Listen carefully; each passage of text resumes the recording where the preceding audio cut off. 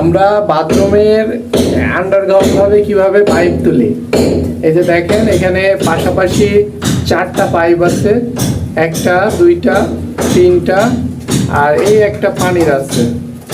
তো এটা হচ্ছে ট্যাঙ্কির পানি। তো এই 4টা দেখেন, এই যে বিমটা দেখতে পাচ্ছেন, এই বিমটা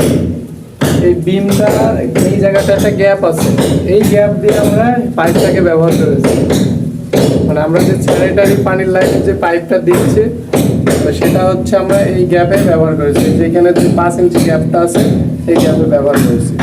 তো আমার এই পাইপটা ঢেকতে হবে, এখানে একটা এই জায়গাটা একটা নেট মেরে দিয়ে, যে নেটগুলো বাজারে কিনতে পাওয়া যায়, এখানে পেরেক দিয়ে নেট মেরে দিতে হবে, নেটের উপরে মশলা মেরে দিতে হবে। আগে মশলা কিন্তু মেরে নিতে হবে, এমনিতেই গ্যাপে গ্যাপে মশলা গিয়ে কিন্তু আটকে যাবে, তারপরেও আমরা নেট মেরে দেখবো। যাই হোক, আমরা এইভাবে কাজ করি, আমি বেশিরভাগই